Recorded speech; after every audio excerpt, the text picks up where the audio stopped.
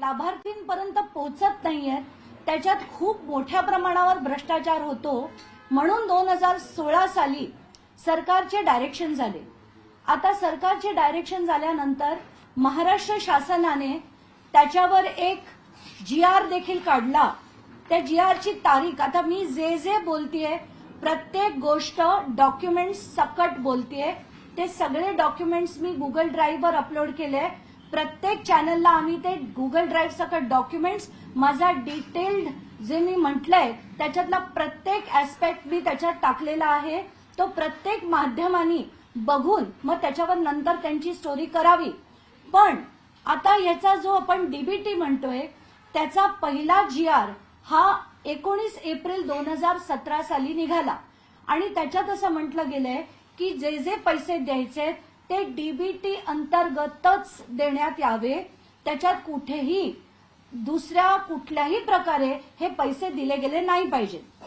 आता त्याच्यात असं झालं होतं की महाबीज आहे, MAIDC आहे, KVK आहेत, अशा अनेक गोष्टी ते DBT थ्रू देत नाहीत. कारण हे सरकार स्वतः बनवतंय. म्हणजे महाबीज जे बनवतंय, MAIDC जी खतं बनवतंय, पेस्टिसाइड्स बनवतायत, कीटकनाशक ज्याला आपण म्हणतो, ही जी गोष्ट आहे, या गोष्टी ज्या आहेत त्या फक्त याच्या खाली येत नाहीत, म्हणजे DBT खाली येत नाही. त्याच्यानंतरचा तो जो GR आहे तो 12 सप्टेंबरचा होता. त्यानंतर 12 एप्रिल 2018 रोजी, आणि हा GR अतिशय महत्वाचा आहे. या GR मध्ये असं म्हटलं गेलं होतं की मुख्यमंत्र्यांना ही जी 62 लिस्ट आहे, 62 आयटमची लिस्ट आहे जे DBT खाली येणार आहेत, ते 62 याच्यात आयटम मध्ये ऍड करण्याचा, म्हणजे त्याच्यात ऍड करण्याची जी आपण ज्याला म्हणतो मान्यता या GR थ्रू मुख्यमंत्र्यांना देण्यात आली. म्हणजे मुख्यमंत्री त्यात वगळू शकत नाहीत, पण त्यांना अधिक जर 62च्या ऐवजी 63 करायचे असतील तो अधिकार मुख्यमंत्र्यांना आहे. असा हा GR आहे आणि हा अत्यंत महत्वाचा GR आहे. ते पुढे मी सांगेन का ते. त्याच्यानंतर त्यांनी असं ठरवलं, पण मग वगळण्याचा अधिकार कोणाला असावा, तर ती एक समिती बनली होती. त्या समितीत महाराष्ट्र सरकारचे मुख्य सचिव, अतिरिक्त मुख्य सचिव वित्त, अतिरिक्त मुख्य सचिव नियोजन, अशा काही 7-8 जणांना त्यांनी या समिती बनवली. म्हणजे जर DBT मधनं वगळायचं असेल तर जोपर्यंत या समितीचं त्याला होत नाही, त्यांचा होकार येत नाही, तोपर्यंत कुठचीही गोष्ट DBTच्या बाहेर जाणार नाही. आता काय झालं, 2022 मध्ये असं सांगण्यात आलं की बाबा विक्रमी प्रोडक्शन आहे आपल्या इथे, कापसाचं, सोयाबीनचं, ऑइल सीडचं विक्रमी प्रोडक्शन आहे. आणि ते विक्रमी प्रोडक्शन आणि वाढवण्यासाठी आपण काहीतरी उपक्रम राबावा म्हणून 1000 कोटीचं प्रोव्हिजनिंग करण्यात आलं. 1000 कोटी. आता त्याच्यात काय झालं की लगेच पैसे दिसले की सगळ्यांना हाव सुटते. तसंच काहीसं आपल्याला आता बघायला मिळते. 2000 आता लोकसभेची निवडणूक जी आहे ती सुरू होणार होती. 17 मार्च पासून आचारसंहिता लागणार होती. म्हणून खेळ कसा झाला तो बघून घेऊया. 12 मार्च 2024 रोजी एक GR निघाला आणि त्याच्यात असं सांगण्यात आलंय की कृषी आयुक्त जे आहेत त्यांना आपण नियंत्रण अधिकारी बनवू. म्हणजे सगळं कोण खरं करणार, कृषी अधिकारी जे आहेत ते नियंत्रण कृषी आयुक्त करणार. आता तेव्हाच्या काळी कृषी आयुक्त डॉक्टर प्रवीण गेडम म्हणून एक व्यक्ती होते. 15 मार्चला प्रवीण गेडम म्हणतात की हे जो 12 मार्चचा निर्णय आहे की महाबीज किंवा MAIDC किंवा महाराष्ट्र पॉवरलूम कॉर्पोरेशन यांनी ही स्कीम राबवावी, ते चुकीचं होत आहे. कारण या ज्या गोष्टी आपण आता टेंडरिंग करणार आहोत त्या उत्पादन MAIDC करत नाही. MAIDC जर उत्पादन करत नाही तर या DBT खालीच गेल्या पाहिजेत असं स्पष्ट मत त्यांनी मांडलं. किती तारखेला? 15 मार्चला. आणि असं असताना पुन्हा त्यांच्यावर काय झालं असेल मला माहित नाही, पण 15 मार्चला त्यांनी असंही लिहिलंय की याची पूर्ण माहिती ती मंत्र्यांना दिली गेली आणि मंत्र्यांना सगळं सांगण्यात आलं की हे जी गोष्टी आहेत हे महाबीज किंवा MAIDC बनवत नाही, त्यामुळे कंपल्सरीली आपल्याला डीबीटी म्हणजे थेट शेतकऱ्याच्या अकाउंटमध्ये आपल्याला हे पैसे द्यायला हवे. त्याची वस्तू घेऊन आपण शेतकऱ्याला देऊ शकत नाही असा याचा सरळ अर्थ होता. याच्यानंतर पुन्हा काय होतं की धनंजय मुंडे तरीही सांगून तिथल्या डायरेक्टरांना सांगतात आणि एक डेप्युटी सेक्रेटरी पत्र लिहून सांगतात की तसं करायला नको.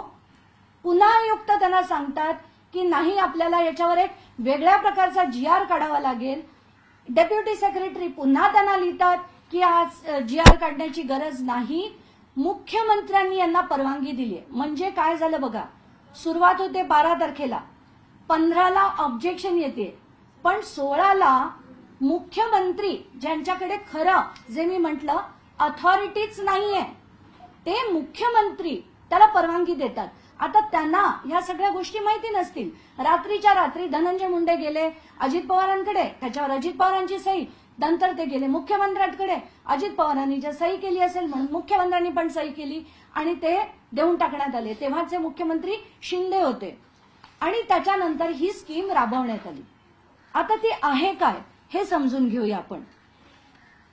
5 गोष्टी होत्या त्याच्यात आहे nano urea, nano DAP, battery sprayer, metaldehyde आणि कापूस गोळा करण्यासाठीच्या बॅगा. आता भ्रष्टाचार आपण म्हणतो, पण हा किती पट झालाय याचा आता तुम्हाला याच्यावरनं दिसेल. जरा ते ऑनलाईन करूया आपण.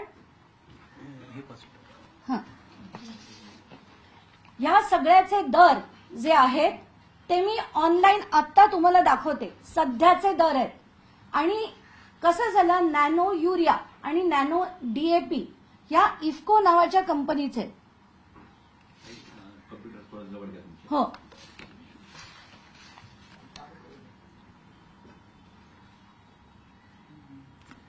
हा नॅनो युरियाचा आजचा भाव आहे.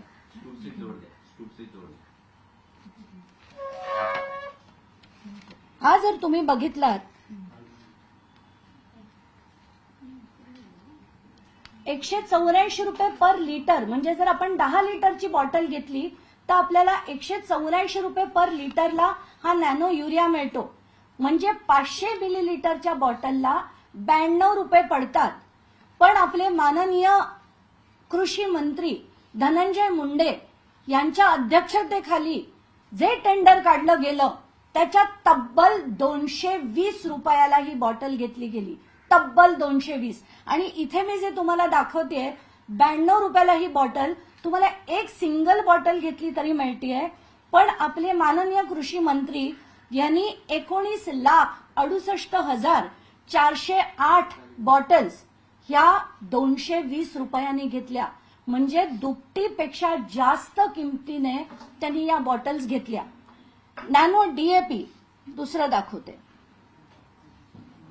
हे नॅनो DAP ची बॉटल आहे. याची किंमत आहे 522 रुपये 1 लिटरची.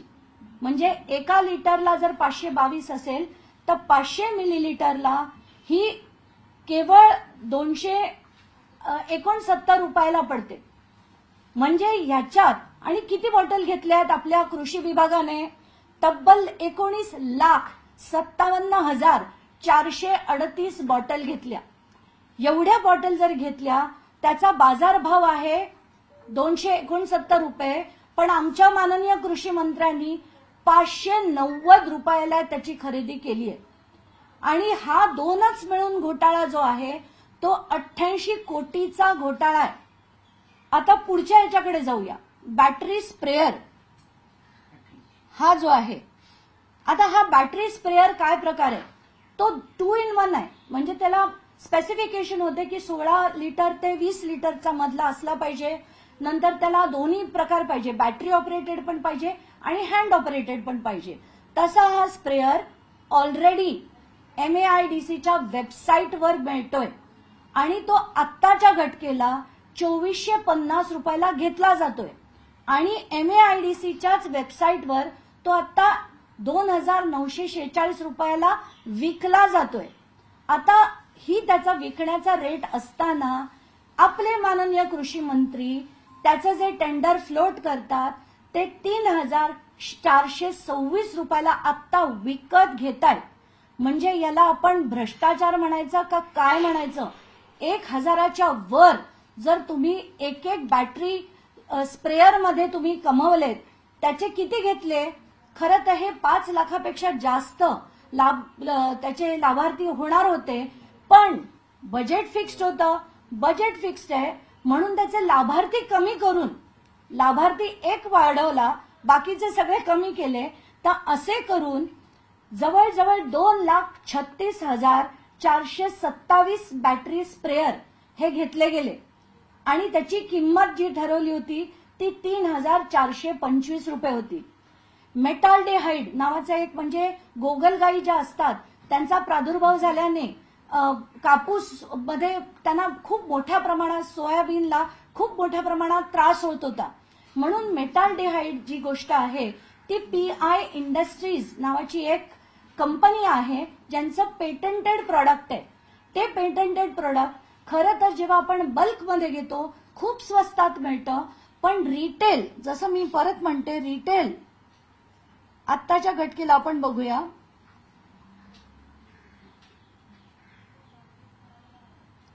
हे जे प्रोडक्ट आहे हे आता 817 रुपयाला मिळते।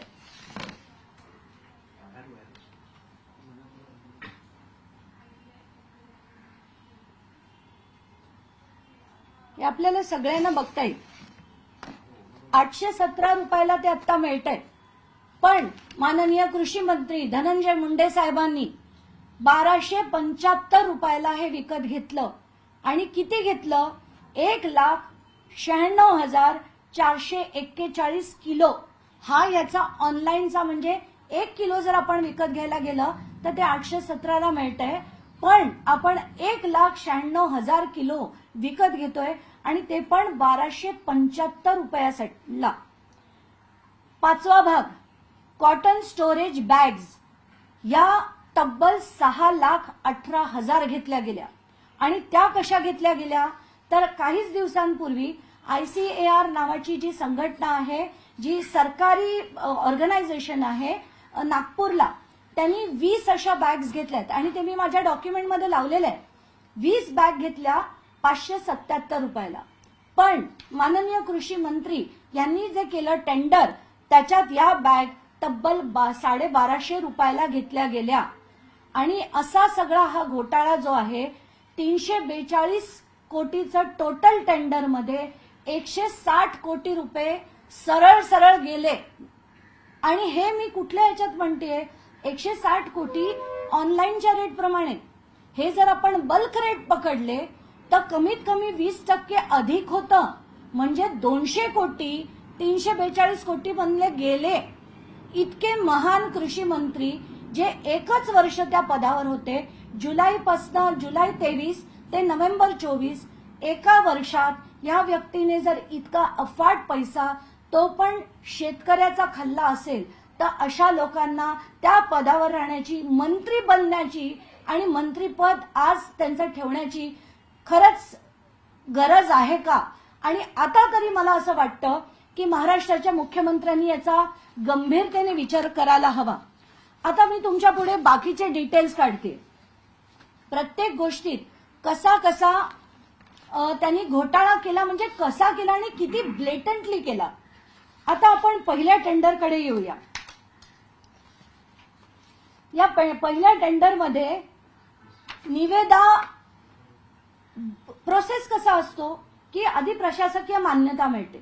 प्रशासकीय मान्यता मिळाल्यानंतर ऍडव्हर्टाइजमेंट होतात, त्याच्यानंतर टेंडरिंग होतं, मग त्याच्यातनं L1 कॉन्ट्रॅक्टर होतो, L1 कॉन्ट्रॅक्टरला ते टेंडर दिलं जातं आणि त्याची वर्क ऑर्डर निघते।